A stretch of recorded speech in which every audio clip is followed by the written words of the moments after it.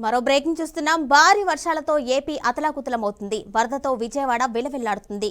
వరద ప్రభావిత ప్రాంతాల్లో ప్రజలు తీవ్ర ఇబ్బందులు పడుతున్నారు. విజయవాడలోని వాంపే కాలనీలో ఆహార పొట్లాలను హెలికాప్టర్ ద్వారా జారవిడుస్తున్నారు.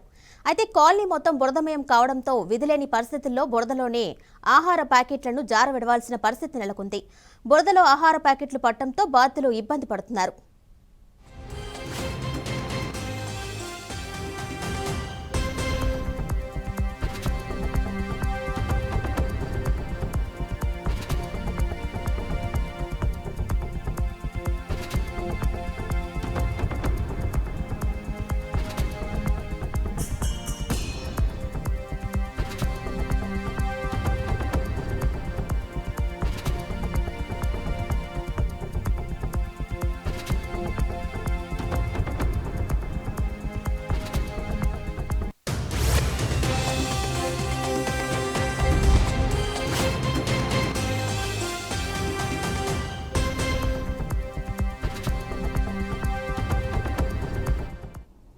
దీనిపై మరింత సమాచారం మా ప్రతినిధి శ్రీనివాస్ అందిస్తారు. శ్రీనివాస్, చెప్పండి. బాంబే కాలనీలో ఆహార ప్యాకెట్స్ ని హెలికాప్టర్ నుంచి ఎన్డీఆర్ఎఫ్ బృందాలు విడుస్తున్నట్టుగా మనకు తెలిసింది. అక్కడ సిచ్యువేషన్ ఏ విధంగా ఉంది? డీటెయిల్స్ ఇవ్వండి.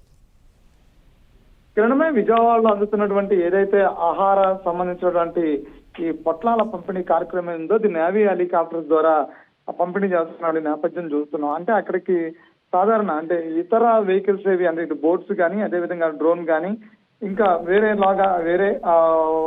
వాహనాల ద్వారా వెళ్ళడానికి అవకాశం లేని వేరే ఇతర యంత్రాల ద్వారా వెళ్ళడానికి అవకాశం లేని చోట నేవీ హెలికాప్టర్ ద్వారా పెద్ద ఎత్తున ఈ ఆహార పంపిణీ కార్యక్రమం చేపట్టారు. అయితే అక్కడ నుంచి అంటే హెలికాప్టర్ ని ఒక ప్రదేశాన్ని ఎన్నుకుని ఆ ప్రదేశంలో ఆహార పొట్లాలన్నీ కూడా ఒక బ్యాగ్ లో ప్యాక్ చేసి ఆ బ్యాగ్ కిందకి వదులుతున్నారు. ఆ బ్యాగ్ లో ఉన్నటువంటి ఆహార పొట్లాన్ని అక్కడ ఉన్నటువంటి స్థానికులు తీసుకుంటున్నారు. అంటే ఇక్కడ ఆహార పొట్లానికి ఎటువంటి మట్టి కానీ బురద కానీ అందటం లేదు. అక్కడ ఉన్నటువంటి ఆ బ్యాగ్ లో ఉన్నటువంటి అవి సురక్షితంగానే ఉంటున్నాయి. కానీ వాళ్ళు వదులుతున్నటువంటి ప్రాంతం ఏదైతే కొంత బురదమయమైపోయినటువంటి ప్రాంతం అంటే ఓవరాల్ గా మనం అక్కడ దగ్గరగుండి చూస్తే కనుక ఆ పరిస్థితులు చూస్తే కనుక చుట్టూ నీళ్లున్నాయి. కొన్ని ప్రాంతాల్లో మాత్రం అక్కడక్కడ కొంతవరకు ఆ బురద ఉన్నటువంటి ప్రాంతాలు కొన్ని వరకు ఉన్నాయి. కొంత అంటే ఇంకా అక్కడ తేమ అంటే అక్కడ ఎండినటువంటి ప్రదేశాలు ఏమీ లేవు. అంటే ఎండ వస్తున్నప్పుడు కూడా నిన్న అంతా ఎండ ఉన్నప్పుడు కూడా పూర్తిగా అక్కడ ఎటువంటి వాతావరణం అక్కడ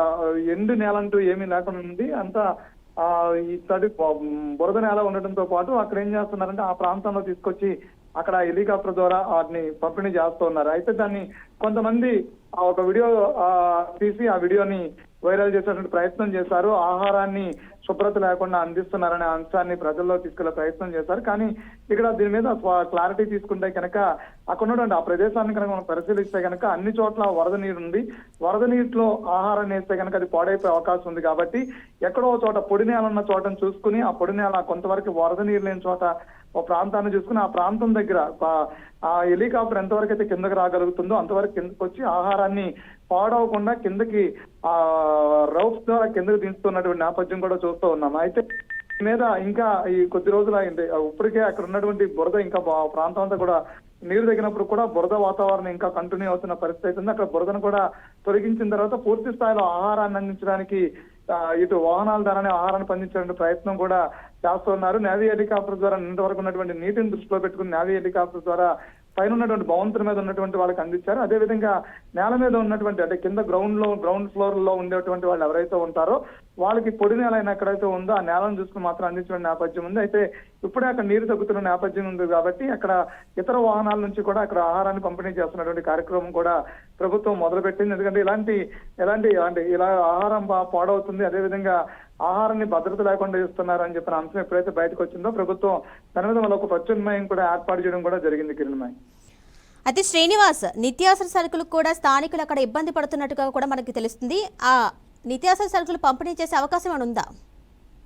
నిత్యావసరాలకు సంబంధించి ప్రధానంగా ముందు అంటే అక్కడ కొన్ని ప్రాంతాల్లో ఇప్పటికీ కరెంట్ లేదు, గ్యాస్ బండ్లు అవి కూడా కొన్ని వరదల ప్రాంతాలకి కొట్టుకుపోయి అంటున్నారు. అంతేకాకుండా అంటే చాలా మందికి ఇంట్లో అన్ని వసతులు నిత్యావసరాలు లేవు కాబట్టి వాళ్ళకి కొన్ని వరకు ఇచ్చినప్పుడు కూడా వంట చేసుకునేటువంటి అవకాశం కొంతవరకు లేదు. కాబట్టి వాళ్ళందరికీ కూడా ప్రభుత్వం తరపు నుంచి ఈ ఆహార పంపిణీ ఏదైతే ఉందో పంపిణీ చేస్తూ ఉన్నారు. అయితే వరద దాటి కొంచెం తగ్గిన తర్వాత పునరావాస కేంద్రాల నుంచి తిరిగి ఇళ్లకెళ్లే వాళ్ళకి ఎవరైతే ఉన్నారో వాళ్ళందరూ కూడా నిత్యావసరాలు అందిస్తామని చెప్పారు. ఇప్పటికే కొంతమందికి నిత్యావసరాలు అందించేందుకు కొన్ని స్వచ్ఛంద సంస్థలు కూడా ముందుకు వస్తున్న నేపథ్యం ఉంది. ప్రభుత్వం కూడా నిత్యావసర సరుకులు అంటే ప్రధానంగా ఇంటికి అవసరమైన నిత్యావసర సరుకులు ఏవైతే ఉన్నాయో అవి కూడా అందించేందుకు ముందుకు ప్రభుత్వం కూడా అన్ని చర్యలు చేపడుతుందని తెలుస్తుంది. ప్రధానంగా ఇబ్బంది లేకుండా అంశం ఇటు మెడిసిన్ కి సంబంధించిన అంశం కావచ్చు, చిన్నపిల్లలకు సంబంధించిన గర్భిణీ స్త్రీకి సంబంధించినటువంటి అంశం కావచ్చు, లేదంటే కనుక ఆహారం కానీ మంచినీళ్ళు కానీ అదేవిధంగా పాలకు సంబంధించినటువంటి అంశం కావచ్చు, ఇవన్నిటి కూడా ప్రభుత్వం పెద్ద ఎత్తున దృష్టి సారించింది. వాటికి సంబంధించి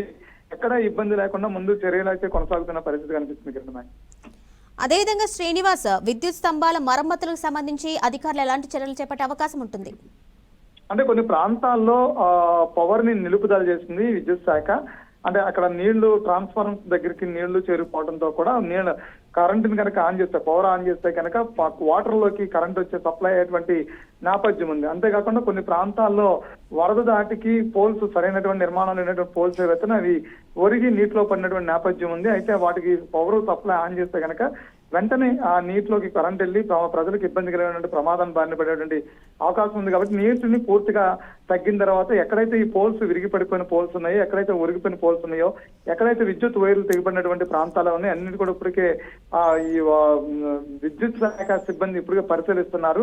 కొన్ని ప్రాంతాల్లో ఇప్పటికే విద్యుత్ని ఎక్కడైతే నిలుపుదల చేస్తారో అక్కడ ఇప్పటికే విద్యుత్ని ఉన్నారు. కొన్ని ప్రాంతాల్లో విద్యుత్ ఆటంకం కలిగినటువంటి కొన్ని ప్రాంతాలు ఏవైతే ఉన్నాయో వాటినన్నింటినీ కూడా మరమ్మతులు చేసిన తర్వాత వెంటనే ఈ రోజు సాయంత్రం లోపు విద్యుత్తును తిరిగి పునరుద్ధరించేందుకు అవకాశం ఉందని కూడా చెప్తున్న నేపథ్యం ఉంది.